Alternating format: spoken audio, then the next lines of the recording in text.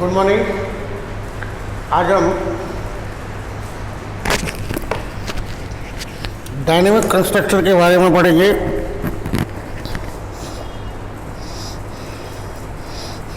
मैंने मेरी last class में कहा था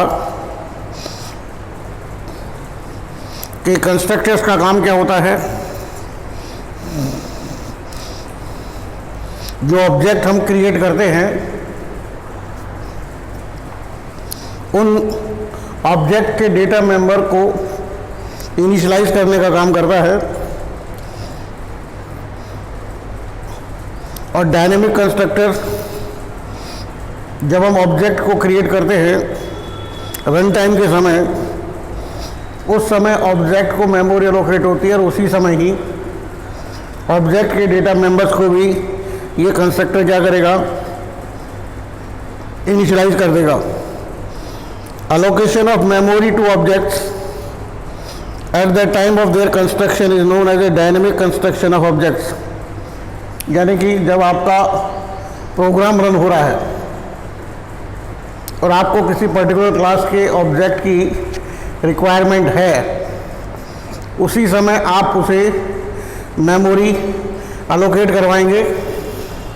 तो ये जो प्रोसेस है हमारा, ये है dynamic way of construction of objects। The memory is allocated with the help of the new operator। अब यहाँ पे जो न्यू ऑपरेटर है उसकी मदद से हम डायनेमिक तरीके से मेमोरी एलोकेट करवाने का काम करेंगे। इसको समझने के लिए पहले हमको एक प्रोग्राम लिखना होगा।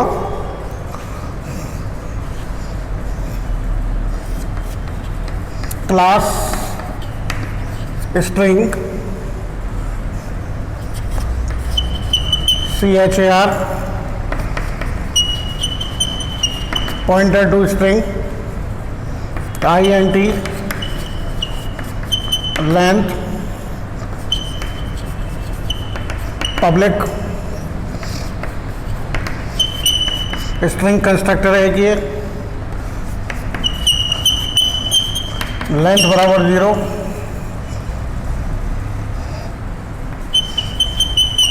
नेम बराबर न्यू char लेंथ +1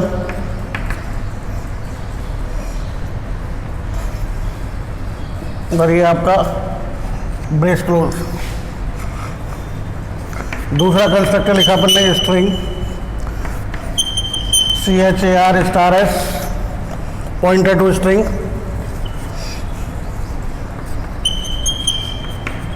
लेंथ बराबर strlen पैरेंथेसिस में s।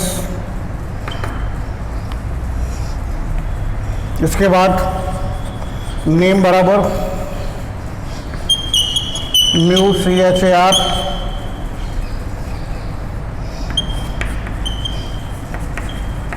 लेंथ +1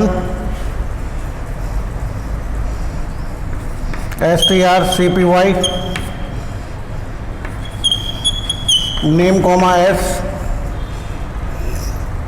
और ये हमारा कंस्ट्रक्टर का कोड खत्म।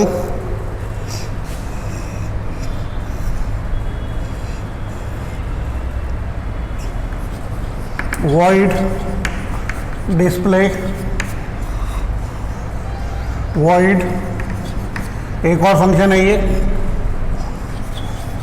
cout less than name less than new line character. void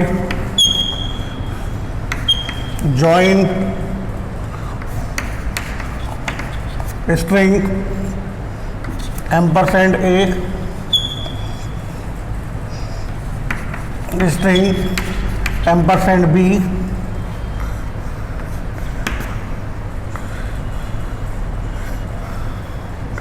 void string scope resolution operator join string %a string %b length बराबर a dot length plus b dot length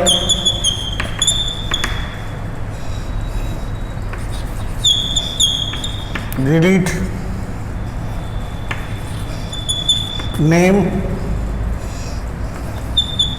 name बराबर new CHAR length plus 1 strcpy name comma a dot name strcat name dot b dot name.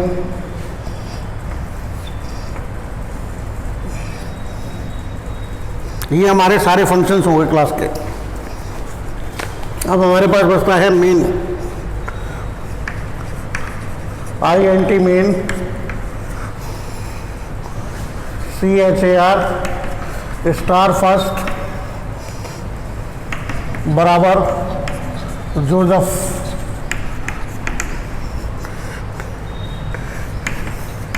String name 1 first comma name 2 double quote में Louis, gap है यहाँ पे एक अक्षर का।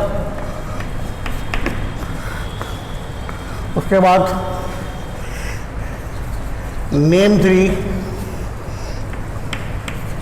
Lagrange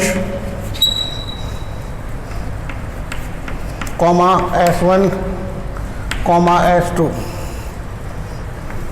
S1 dot join name 1 name 2 S2 dot join S1 dot name 3 name 1 dot display name 2 dot display name 3 dot display S1 dot display S2 dot display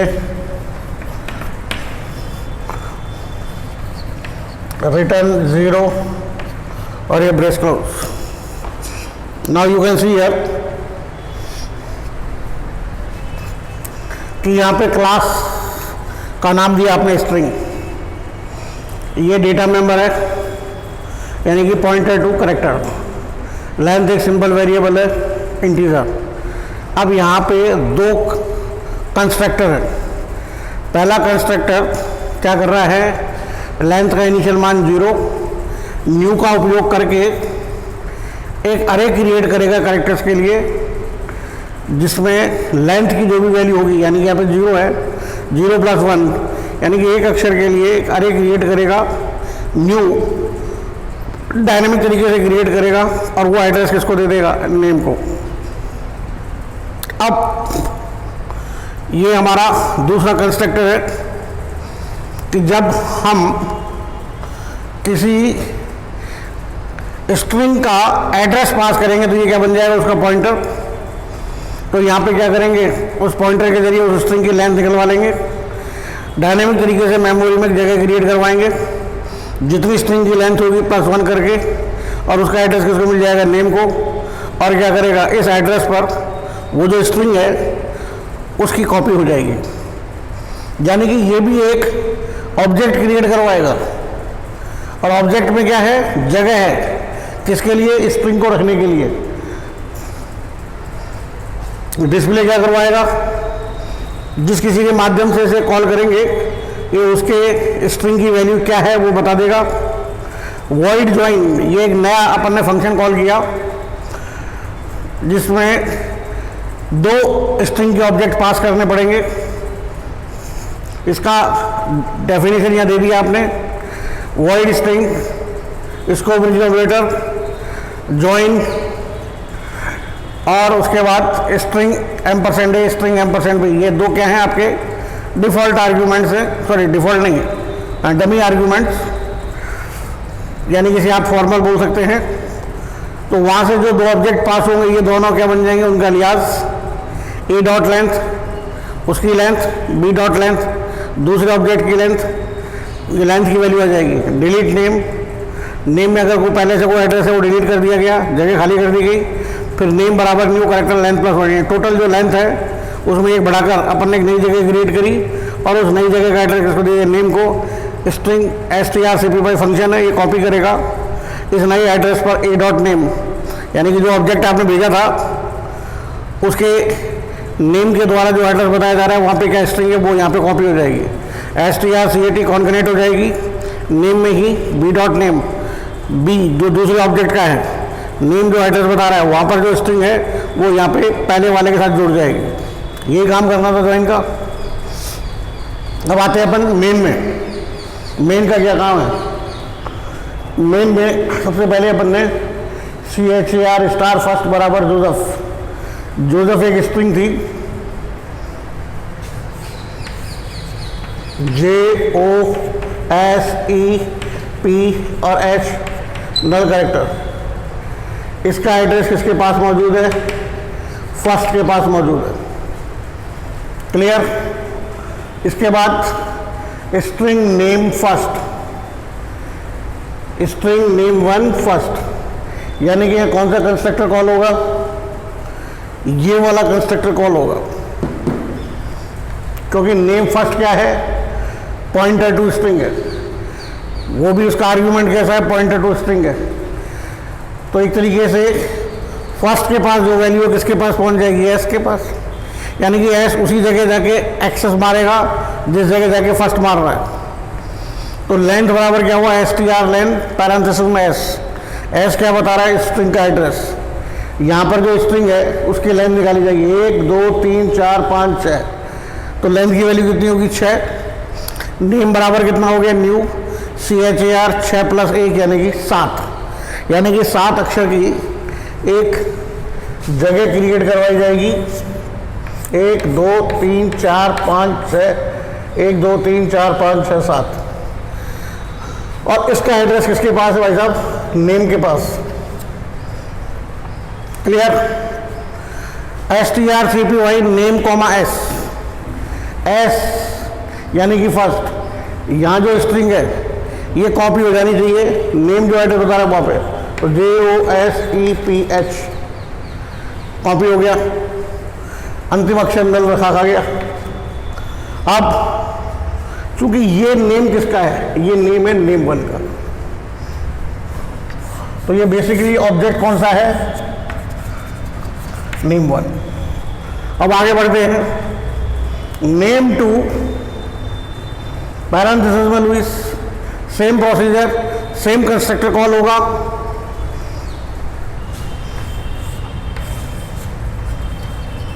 name two यहाँ पे array होगी LOUIS,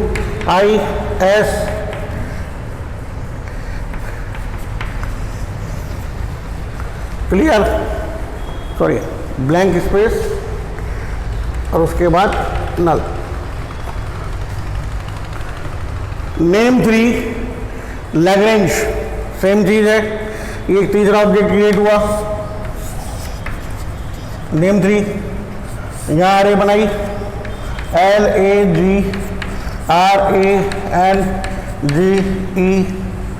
और नल। अब S1 S2 को भी जगह मिलेगी,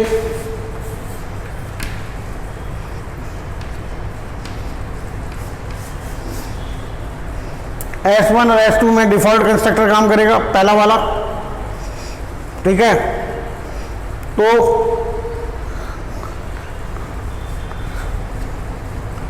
ये नेम के पास इसका एड्रेस और इस नेम के पास इसका एड्रेस। अब क्या कह रहा है ये, S1 डॉट ज्वाइन, S1 के जरिए ज्वाइन को बुलाओ नेम 1 और नेम 2 ले जाओ। तो नेम 1 और नेम 2 ये क्या बन गए, ए और बी, नेम 1 और नेम 2 के अलियास बन गए। लेंथ बराबर एक ही लेंथ, एक ही लेंथ का मतलब नेम 1 की लेंथ, नेम 1 की लेंथ कितनी आई थी, नेम 1 की लेंथ आई थी 6 और 1 7, यहाँ पे लेंथ भी आएगी।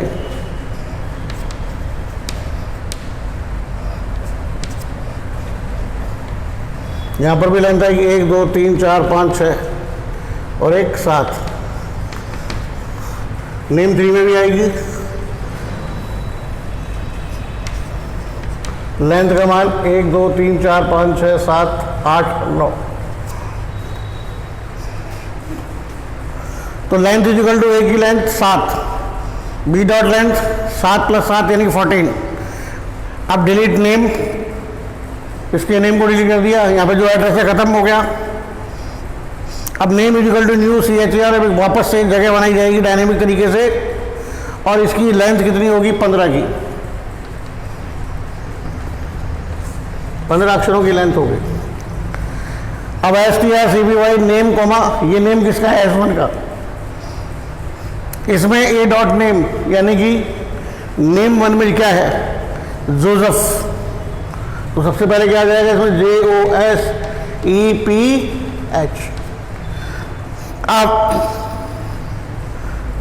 STRCAT name comma B dot name, B dot name का मतलब नेम 2 में क्या है, लुइस। तो यह क्या आ जाएगा, LOUIS ब्लैंक स्पेस। अब S2 dot join S1 comma name 3, S1 का अलियास हो गया A और नेम 3 का अलियास हो गया B, ठीक है। तो ये किसका एड्रेस बता रहा है, जोसेफ लुइस का बता रहा है, और नेम 3 किसका बता रहा है, लैग्रेंज का। क्लियर।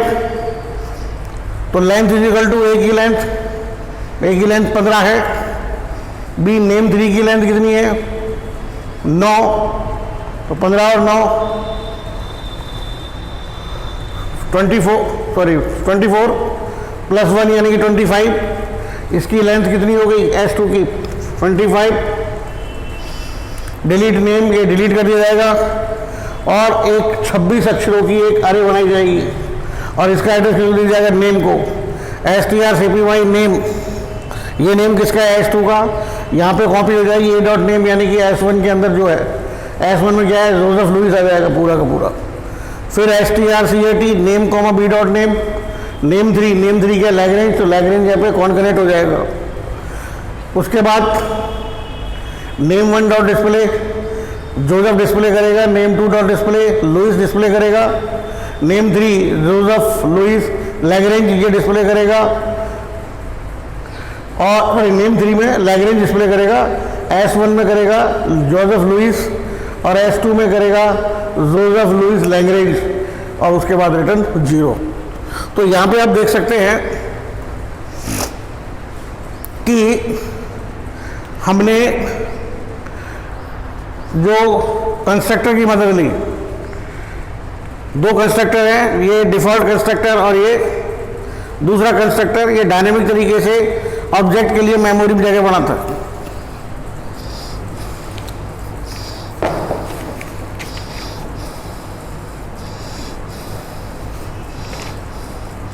अब आता है कॉन्स्ट ऑब्जेक्ट्स। वी में create and use constant objects using constant keyword before object declaration. Object के डिक्लेरेशन के समय हम रिजर्व वर्ड लगाते हैं CONST। जैसे अपने लिखा CONST, क्लास का नाम मैट्रिक्स, उसके बाद ऑब्जेक्ट का नाम यानी कि X, पैरेंथेसिस में M, N, यानी कि मैट्रिक्स क्लास का एक ऑब्जेक्ट क्रिएट होगा X, M और N आर्ग्यूमेंट्स पास किए जा रहे हैं ताकि वो X के मेंबर्स को असाइन हो जाएं। लेकिन अब ये वैल्यू ये क्या बन गया, कांस्टेंट बन गया। आप चाहो भी तो इस X ऑब्जेक्ट को आप मैनिपुलेट नहीं कर सकते। Any attempt to modify the values of m and n will generate compile time error. A constant object can call only constant member functions. ये जो constant object है सिर्फ अपनी ही क्लास के constant member function को कॉल कर सकता है. जो member function constant नहीं है उन्हें ये कॉल नहीं करेगा ऑब्जेक्ट, क्योंकि खुद अपने आप में क्या है, constant है. तो एक constant member is a function prototype or function definition where the keyword constant appears after the function signature. यानी कि जिस क्लास में फंक्शन के नाम के बाद CONST लगाओ, ये सिर्फ उन्हीं मेंबर फंक्शन को कॉल कर सकता है. अब आती है बात कि जिस प्रकार से हमने स्टैटिक तरीके से या डायनेमिक तरीके से ऑब्जेक्ट्स के लिए मेमोरी में स्पेस क्रिएट करवाया यूजिंग दी कंस्ट्रक्टर्स. जब हमें उस ऑब्जेक्ट की रिक्वायरमेंट नहीं है या हम उस स्कोप से बाहर जाते हैं, तो उस ऑब्जेक्ट के द्वारा जो मेमोरी में स्पेस लिया गया है उस स्पेस को हम क्या करेंगे, फ्री करेंगे.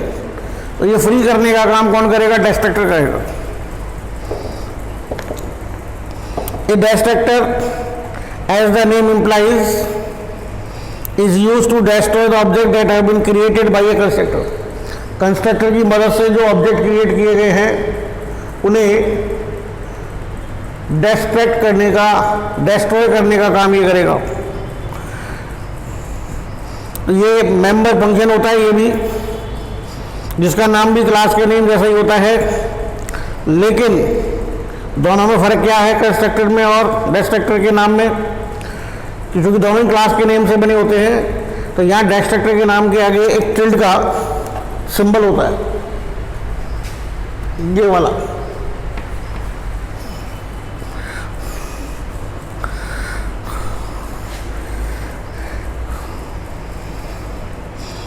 ए destructor never takes any argument not does it return any value. ध्यान रहे, डिस्ट्रक्टर न तो कोई आर्ग्यूमेंट लेगा न ही कोई वैल्यू रिटर्न करेगा. It will be invoked implicitly by the compiler upon exit from the program या from block या from function as the case may be to clean the storage that is no longer accessible. It is good practice to declare destructor in a program since it releases memory space for future use. क्योंकि आपने अगर programme में constructor use किया है तो आप destructor भी use करें.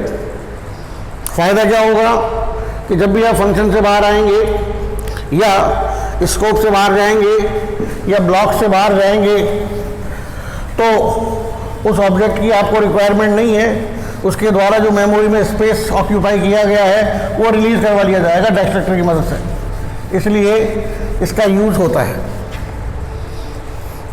सिंपली टिल्ड इंटीजर, ये इसकी एक सिंपल फॉर्मेट है.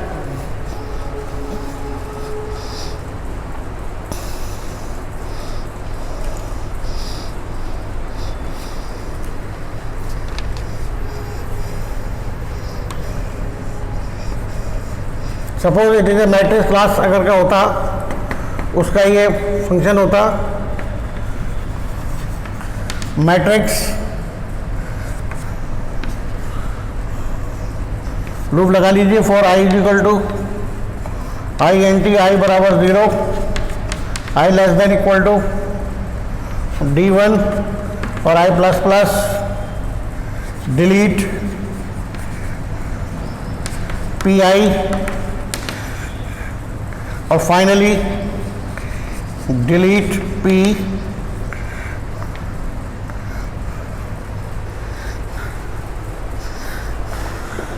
ये क्या किया हमने, लूप लगा दिया कि अगर हमारे पास में कोई ऑब्जेक्ट है और उस ऑब्जेक्ट में नंबर ऑफ स्ट्रिंग्स हैं, उनकी हमारे पास कोई एक अरे है.